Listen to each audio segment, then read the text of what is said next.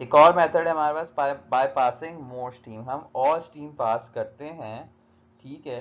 Water gas से eight 500 degree centigrade हमारे पास यहाँ पे फेरिक का क्या होता है, फेरिक ऑक्साइड या कोई दूसरी कोई कैटलिस्ट होता है, कोई मेटेलिक कैटलिस्ट होता है। तो हमें क्या, और स्टीम पास करने से हमें क्या मिलती है, कार्बन डाइऑक्साइड और हाइड्रोजन। अच्छा, ये कार्बन डाइऑक्साइड जो होती है, कार्बन डाइऑक्साइड हम सबको पता है इज वाटर सॉल्युबल। तो हमारे पास जब ये रिएक्शन हो जाएगा, व्हाट विल डू, कि हम जो हैं कार्बन डाइऑक्साइड, और ये जो हमें ये भी गैसेस का ही मिक्सचर है, बट अब हम क्या करेंगे, इसको वाटर से पास करेंगे।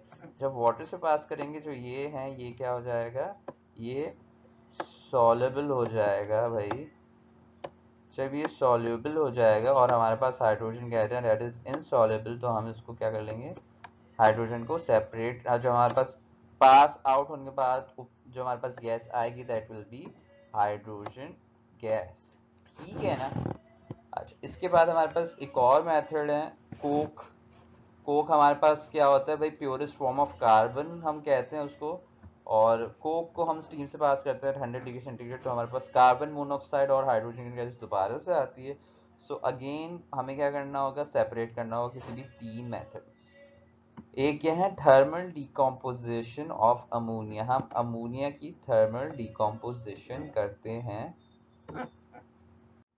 तो हमारे पास जो है वो अमोनिया जो है 1000 डिग्री सेंटीग्रेड नाइट्रोजन गैस और हाइड्रोजन गैस में सेपरेट हो जाती है, ठीक है।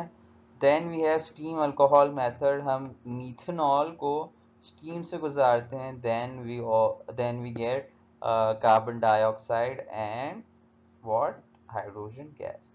और आखिरी हमारे पास क्या है, thermal decomposition of methane. Thermal decomposition of methane जो होता है, हम मीथेन को 700 डिग्री सेंटीग्रेड पे हीट करते हैं, तो हमारे पास क्या होता है, कार्बन हमें मिलता है इन लैम्प, तो हमें कार्बन मिलता है in the form of lamp black. और ये जो है हमारे पास जो है ये रोड इंडस्ट्री और पेंट इंडस्ट्री में इस्तेमाल होता है। और हमारे पास में मिलती है हाइड्रोजन गैस, सही है ना। हमें थर्मल डिकम्पोजिशन ऑफ मीथेन बड़ा वेस्टफुल से प्रोसेस है, क्योंकि यहाँ पे भी मीथेन हो रही है और ये 700 डिग्री सेंटीग्रेड भी हम ऑब्वियसली सुई गैस को बर्न कर रहे होंगे, जब भी हमें हीट मिल रही होगी, तो काफ़ी इसमें मीथेन इस्तेमाल होती है। हम कोशिश कर, मोस्टली हमारे पास वाटर गैस वाला तरीका इस्तेमाल होता है, इसमें जो होती है हमारे पास कॉस्ट काफ़ी आ रही होती है। Then we have this new topic of nascent hydrogen or the atomic hydrogen. हमारे पास nascent hydrogen is consist of a chemically reactive form of hydrogen that is freshly generated, hence nascent. Molecular hydrogen, which is normally existing form of element, is stable and unreactive towards some compounds, while atomic hydrogen is very unstable and hence more reactive. हमारे पास nascent hydrogen किसको हम कह रहे होते हैं भाई, atomic hydrogen को या न्यूबॉर्न हाइड्रोजन को। हमारे पास हम कह रहे होते हैं नेसेंट हाइड्रोजन।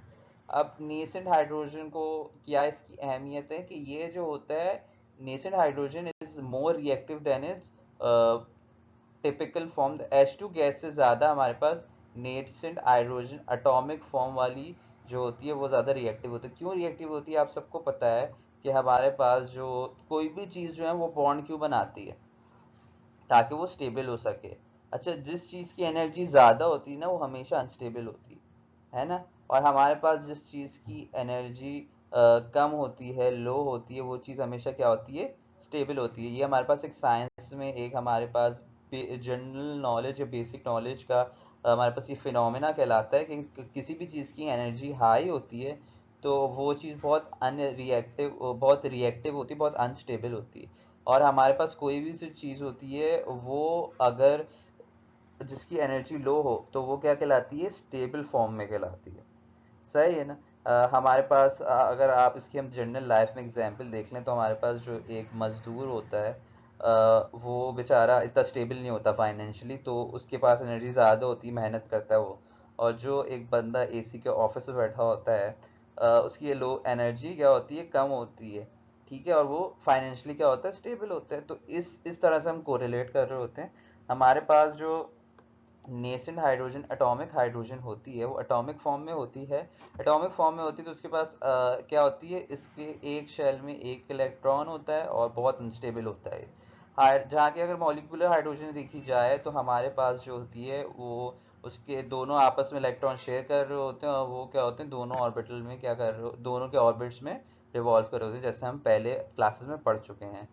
तो जो नेसेंट हाइड्रोजन होती है वो इतनी रिएक्टिव होती है कि जिन चीज़ों से रिएक्ट करना भी नहीं कर नहीं सकती हमारे पास नॉर्मल हाइड्रोजन, तो वो उससे रिएक्ट कर लेती है।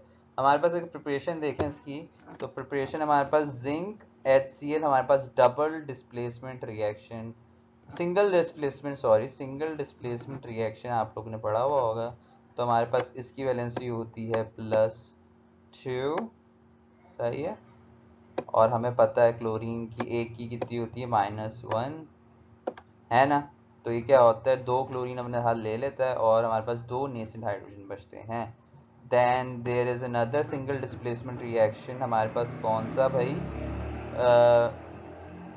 क्या है हमारे पास यहाँ पे, सोडियम विद इथेनॉल। तो हमारे पास सोडियम होता है विद इथेनॉल, तो हमारे पास इसकी भी वैलेंसी होती है प्लस, जो होती है वो हमारे पास 1 होती है। ये जो होता है वो हाइड्रोजन को रिप्लेस कर लेता है।